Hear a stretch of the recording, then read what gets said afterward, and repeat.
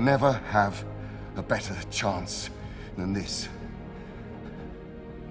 And I would rather die trying to take them down than giving them what they want.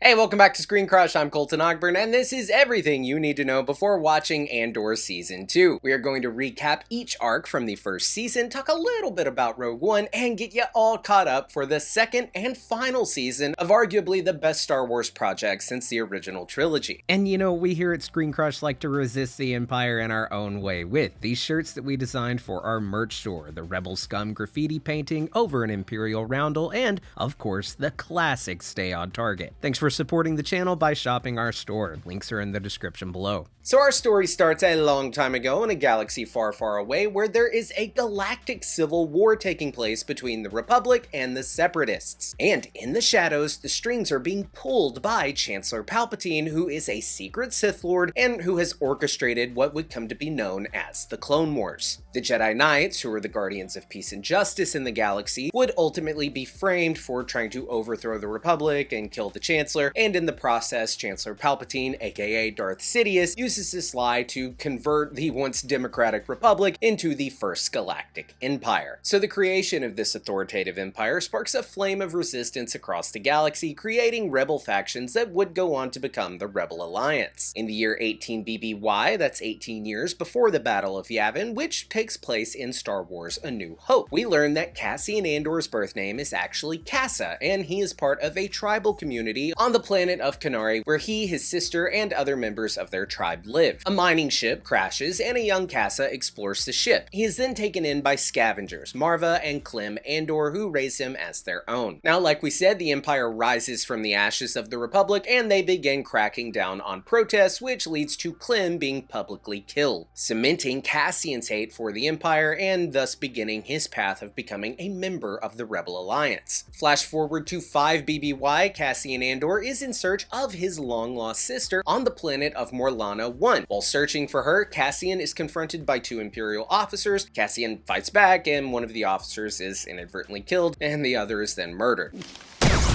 Cassian travels to the planet of Ferrix, where he attempts to hide his role in this fatal squabble. Cassian then reaches out to his friend Biggs to help connect him with a buyer for a valuable piece of Imperial navigation tech, a Starpath unit, something that would be quite handy for the Rebel Alliance. Now, despite efforts from Imperial higher-ups to cover up this unfortunate mishap with Cassian that resulted in 2 dead officers, Cyril Karn, a young and aspirational Imperial, he is relentless in his investigation of this case, and he hopes to be the one to capture the killer and bring him to the Empire. Now, Tim, Biggs' boyfriend, is suspicious of Cassian and honestly probably a little jealous. He then reports him to the authorities. Cassian and his mother's faithful droid B2EMO, my personal favorite Star Wars droid, he tells Cassian and Marva about the newly issued warrant for Cassian's arrest by Karn and Sergeant Mosk.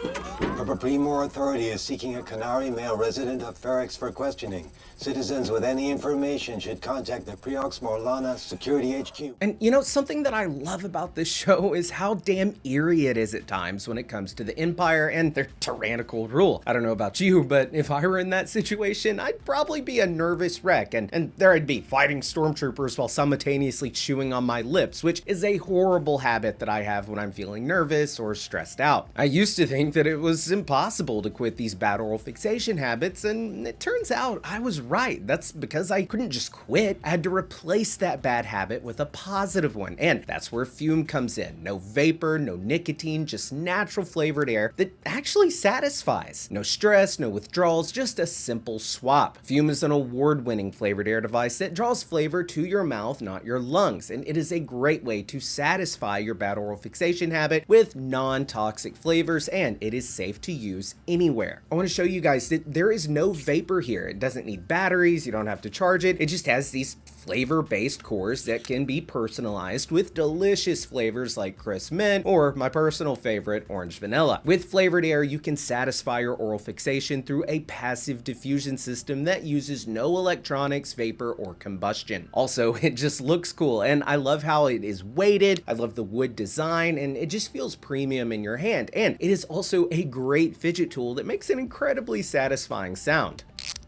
It is completely safe, and they continue to invest in third-party studies to ensure the safety of their products, and it is backed by doctors in the US. Physiology shows that stopping a bad habit cold turkey is very hard on your brain. Fume works by replacing your hand-to-mouth fixation, calming nervous tension through fidgeting and distracting you from your bad habit with delicious flavor. Fume has already helped over 300,000 people build better habits, and if you order the Journey Pack now using my code ScreenCrush, you'll get a free Fume topper, an awesome accessory to level up your experience. So go to tryfume.com/ScreenCrush or scan the QR code on screen. Now, back to Andor. Elsewhere, a secret member of the Rebel Alliance, Luthen, who disguises himself as an elite antique dealer, travels to Ferrix interested in buying Cassian's Starpath unit. When meeting with Cassian, Luthen attempts to recruit him to join his Rebel network. Karn and his enforcers end up pinpointing Cassian's exact location, and they swarm the abandoned factory where he was meeting with Luthen. Cassian and Luthen then escape on speeders. Bix attempts to help Cassian after learning of Tim's betrayal, and then Cassian and Luthen ultimately escape Ferrix and they travel to Aldhani. There, Luthen asks that Cassian join in on a heist mission. Cassian then meets Vel, the Rebel team's leader, but Luthen's involvement is kept secret, and Cassian goes by the name Clem to help hide his identity.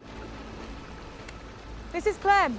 Over on the capital planet of Coruscant, you guys remember Coruscant if you've seen the prequels. It's where the Jedi Temple is, it's where the Galactic Senate is. This is also where Luthen's antique shop is, so he returns to his facade as an antique dealer, and he meets with fellow secret rebel Senator Mon Mothma. You'll remember Mon Mothma from her role in Return of the Jedi, as well as her small role in Revenge of the Sith, where she is portrayed by the same actress, Genevieve O'Reilly, who also returned to play the character in the Ahsoka series, as well as in this series. Now, Mothma has a tense relationship with her husband and even her daughter, being that she's essentially living a double life and hiding her involvement in the Rebel Alliance. So after the massive failure of capturing Andor, Karn is demoted and goes to live with his mother, and he takes on a new position in the Empire. We also meet Lieutenant Miro, who also has taken an interest in the incident that occurred on Ferrix. Cassian and the others prepare for their heist. Cassian then shares that he is a mercenary.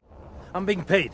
Vel decides to keep this secret, and she instead focuses on the mission at hand. We then see the Rebel crew infiltrate the garrison, and they begin loading credits onto a freighter. They are then caught, and a firefight breaks out. Members of this Rebel team, Tamarin and Gorn, are killed, while Cassian, Skeen, Vel, and Nemik escape, while Cinta, on the other hand, is left behind. During takeoff, Nemik is crushed by a sliding load of credits. They end up landing on the planet Fresno, where they attempt to treat Nemik's severe injury. Now, while Vel is busy looking after Nemik, Skeen suggests to Cassian that they dip and split the credits. Cassian then kills Skeen, and he tells Vel what happened. We also learn that Nemik has succumbed to his wounds and died, and we see Vel hand over Nemik's manifesto to Cassian as he requested. So back on Coruscant, Karn starts his new position at the Bureau of Standards. Colonel Yularen announces the Imperial Security Bureau has been granted surveillance powers, and Blevin is given administrative control over Ferrix. Simultaneously, Luthen's associate Clea tasks Vel with finding and destroying Cassian because of the threat that he poses to exposing Luthen's involvement in this rebel cause. Mon Mothma reaches out to an old friend and banker named Kulma, and they secretly gain access to her family's funds with the intentions of bankrolling rebel missions. I need help. Raising money for what? We see Cassian return to Ferrix, and he discovers that the locals are blaming him for the Empire's occupation of their planet. Cassian attempts to convince Marva to leave with him, but she insists on staying behind and fighting the Empire. During Cassian's escape, he is ultimately captured by stormtroopers on Niamos, where he is sentenced to 6 years in prison. 6 years.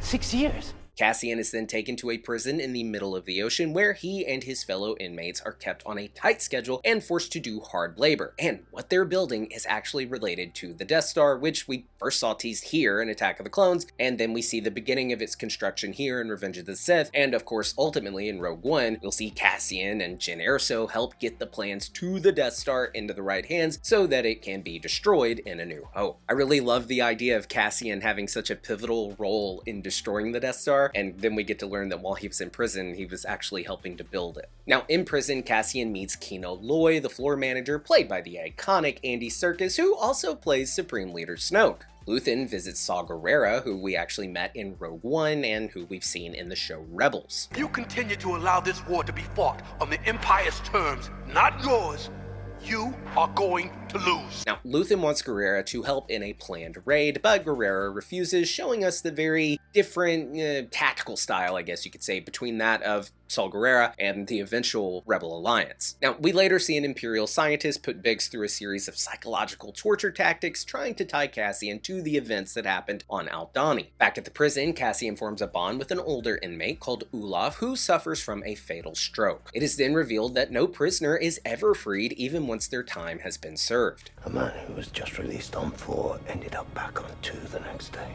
Word got out on the floor and then they killed them all.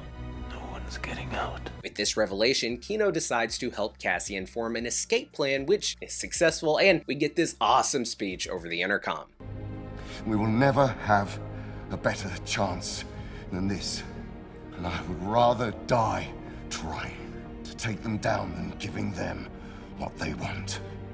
But tragically, as thousands of prisoners escape, we learn that Kino can't escape because he can't swim. What did he say?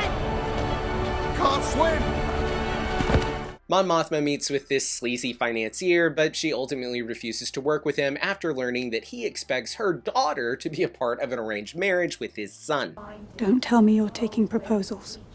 I'm in so much trouble, Vel. So we see Vel give an update to Clea, and we learn about Mon Mothma's desperation, including her possible acceptance of this sleazy financier's marriage proposal in exchange for political funding. Mothma's daughter, however, embraces the traditional customs, much to the chagrin of her mother. We then learn that Marva has passed away, and her funeral becomes a focal point of the episode. Nero hopes that the funeral will lure Cassian into the open, and we see Karn learn about the funeral through Mosk. So Saw Gerrera does reconsider supporting the raid, but Luthen ends up dissuading him, revealing that the Empire is actually waiting to pounce. We then see Luthen get intercepted by an Imperial patrol, but he escapes after taking down several TIE fighters. Cassian flees Narkina 5 and he reaches Niamos to retrieve his hidden possessions. Upon learning of Marva's death, Cassian and Melshi go their separate ways, determined to reveal the Empire's brutal prison system. Cassian returns to Ferrix for the funeral and discovers that Bix is being held captive. Luthen, Vel, and Cinta intend to use chaos to assassinate Cassian because they are now viewing him as a threat. So during Marva's funeral, B2 Emo plays a recording of her final message inciting the citizens to rebel against the Empire.